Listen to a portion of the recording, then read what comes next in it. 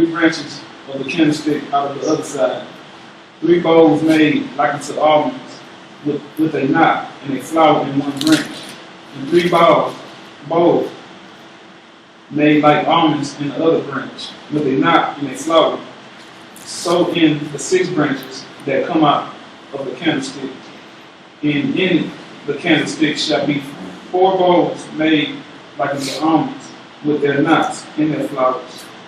And there shall be a knot under 2 branches of the same, and a knot under 2 branches of the same, and a knot under 2 branches of the same, according to the 6 branches that proceeded out of the candlestick. Their knots and their branches shall be of the same. All it shall be one beaten work of pure gold. You want to read? Verse 37. We at Exodus Exodus 25. 25. You're going to read 37 through 40 for us, if you don't mind. Yeah. 37 through 40, if you don't mind.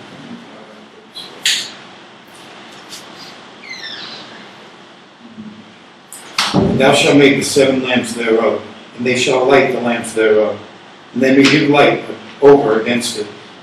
And the tongues thereof, and the snuff dishes thereof, shall be of pure gold. Of a talent of pure gold shall he make it with all these vessels. And look that thou make them after their pattern, which was shewed thee in the mount. Chapter 26. Moreover, thou shalt make the tabernacle with the 10 curtains of fine twined linen, and blue and purple and scarlet, with cherubims of cunning work shalt thou make them. The length of 1 curtain shall be 8 and 20 cubits, and the breadth of 1 curtain 4 cubits, and every one of the curtains shall have 1 measure. The 5 curtains shall be coupled together one to another, and other 5 curtains shall be coupled one to another. And thou shalt make loops of blue upon the edge of 1 curtain from the selvage, and in the coupling, and likewise shalt thou make in the uttermost edge of another curtain, and the coupling of the second. 50 loops shalt thou make in the 1 curtain, and 50 loops shalt thou make in the edge of the curtain that is in the coupling of the second. And the loops may take hold one another, and thou shalt make 50 tacks of gold, and couple the curtains together with the tacks, and it shall be 1 tabernacle. And thou shalt make curtains of goat's hair to be a covering upon the tabernacle, even curtains shalt thou make. Can you read that, the next thing for the tabernacle? Lord. Yeah, 8 through 12. 8 through 12. Exodus chapter 26, verse 8.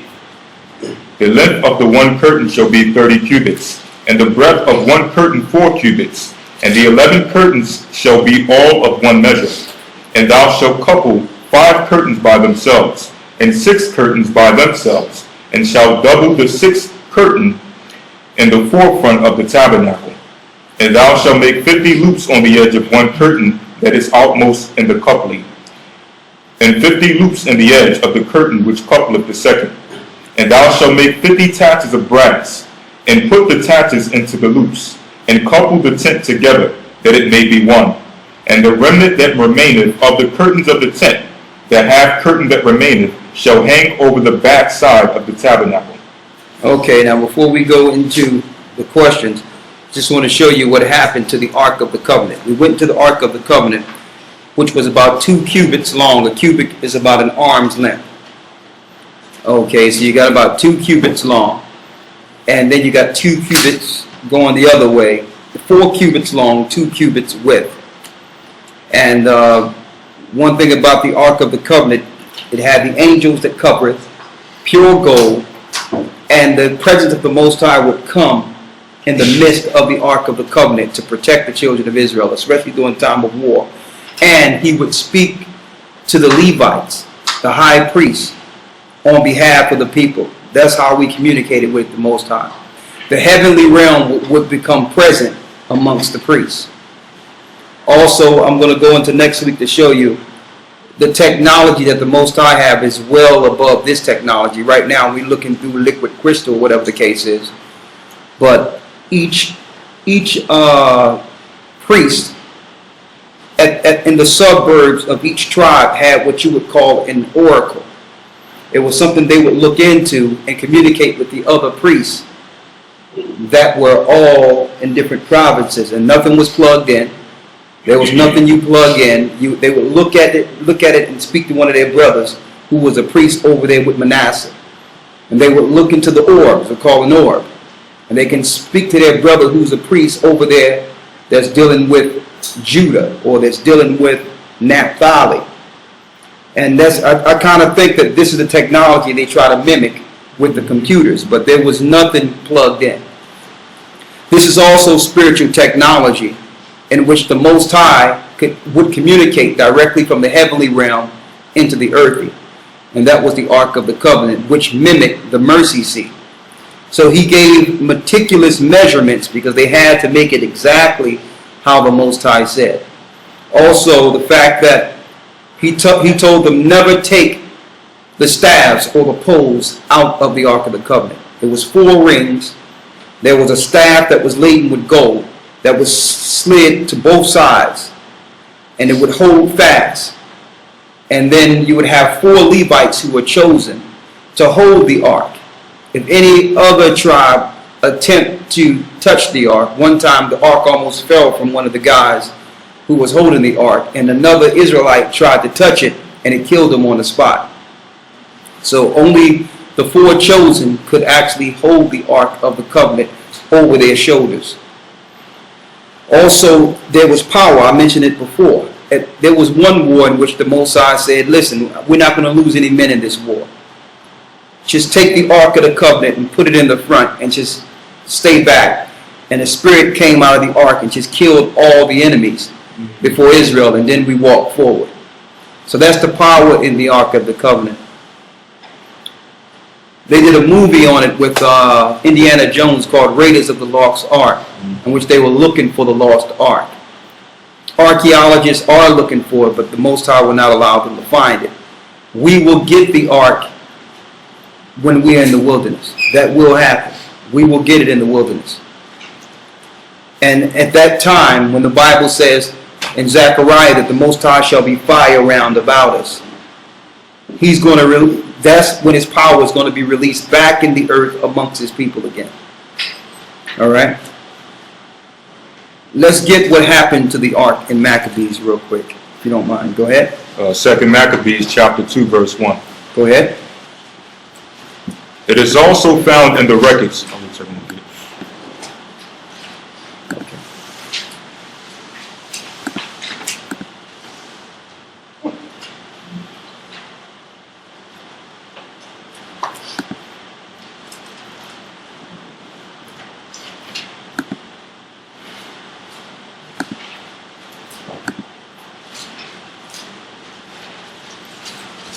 Second Maccabees chapter 2 verse 1.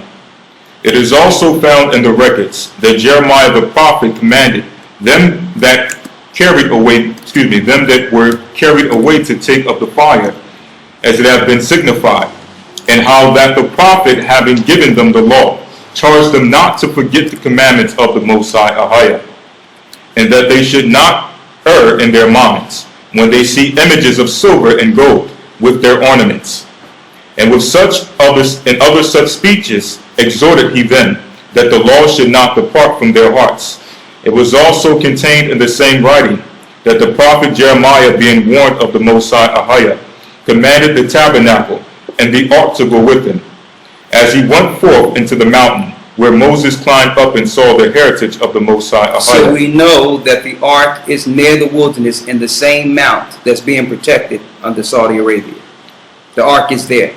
They tell you in 2nd Baruch that once we're there, now the events of this earth, which are the 12 woes, and Baruch is going to drive us in that area. We're going to be forced to go there, those that are chosen to be there. And that's when the Most High is going to release the ark. Maybe one of the children are going to just be playing and just look, and it'll be there. But that's when we're going to receive the ark. And at that time, there's no weapon in this earth, I don't care what technology they've made, that can deal with the ark. There's nothing. No weapon in this earth can. That's what they wanted the ark for. They wanted to understand its power. They wanted to use it as a weapon. That's what they were looking for it for. And you notice when they went in the cave, the so-called, I don't know if any of you seen the Raiders of the Lost Ark. They went in the cave to get it, and a spirit came out and killed everyone that was down round about. So here's the deep part of this. We're reading this out of the Apocrypha, scriptures in which the Catholic Church and the Christian Church tells us we're not supposed to read. So they have all this information looking for our relics and our archaeology and using it and want to use it as a weapon. But they tell us you can't read the Apocrypha. Without the Apocrypha, we don't know what happened to our history, what happened to our artifacts, what happened to the spiritual things the Most High gave us, right? Also, there's some guys claiming that they have the Ark of the Covenant in Ethiopia. They're lying. They're lying. And the powers will allow them to put that story out there. The Ark have not been found. It will be found, but it's not found. Finish what you're reading in Jeremiah. Go ahead. 2 Maccabees chapter 2 verse 5. And when Jeremiah came thither, he found an hollow cave wherein he laid the tabernacle and the ark and the altar of incense, and so stopped the door. And some of those that followed him came to mark the way, but they could not find it. So some people wanted to mark the way just so they can go back and get it or know where it was hidden. But they marked the way and then they went back and their marks was gone. They couldn't find it. Read. Verse 7. Which when Jeremiah perceived, he blamed them, saying, As for that place, it shall be unknown until the time that the Most High Ahia shall gather his people again and receive them unto mercy. See that? It's going to be held until he gathers people again and be held unto mercy. Read. Verse 8. Then shall the Most High Ahia show them these things, and the glory of the Most High Ahia shall appear. See that? Then the Ark of the Covenant will be showed to us. And what will happen there? And the Most High shall what? And the glory of the Most High Ahia shall appear. The same as we read in the book of Exodus when he appeared before the priests. The Spirit of the Most High. Read. And the cloud also, as it was showed unto Moses, and as when Solomon desired that the place might be honorably sanctified. Hold that and get Zechariah the 2nd chapter real quick.